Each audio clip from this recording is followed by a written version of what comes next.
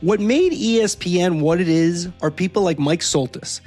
They are from almost day one. Soltys and others like him started ESPN in 1979. They built the place into a behemoth.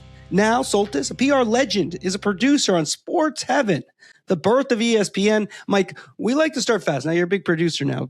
I understand this. How many days in did you join ESPN? I got hired by Bill Rasmussen, the founder, in the summer of 1980 as an intern. So I had observed ESPN being in Connecticut and how active ESPN was, but I started just before the first anniversary.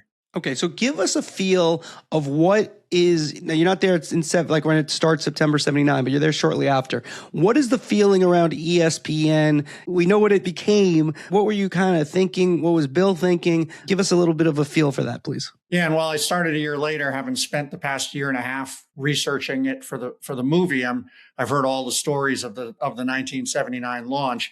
And fortunately, I had a bunch of believers who thought it was going to work. There were a lot of people outside who thought the whole thing was going to fail, and ESPN was losing a lot of money for the first 5 years. But there were a lot of believers like me that it was like sports on TV all the time. It seems like a natural.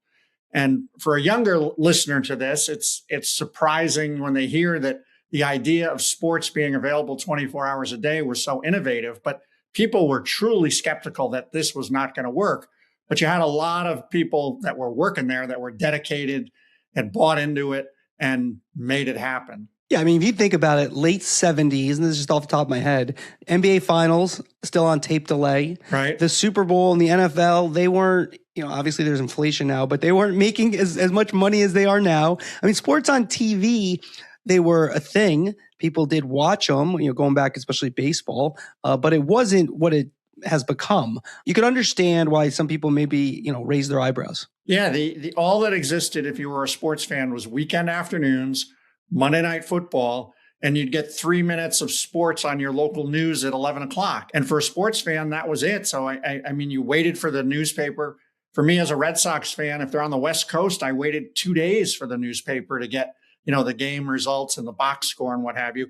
So into that environment steps ESPN, available 24 hours a day. And it didn't matter what was on. I mean, we were putting on Australian rules football or darts. There was good things like the NCAA basketball tournament, but people were just excited that this network was speaking to their interests and providing something that to the fan was kind of a no-brainer, but to a lot of other people was a crazy idea. It looks great. It comes out April 6th, Monday, and then be available everywhere, correct? Yeah, it'll come out one time airing on ESPN April 6th. It goes against the men's championship, so hit record so you make sure you have it. And the audio book comes out April 7th. That's already in pre-order. Takes the same story, but with a different twist, but with a lot of sound bites from well-known sports media figures interspersed throughout. So April 6th, get the record button going. I want to get into why Bristol, some of the great stories you have from Berman to others. You have one, I'd say, in my opinion, the best PR line in the history of giving quotes.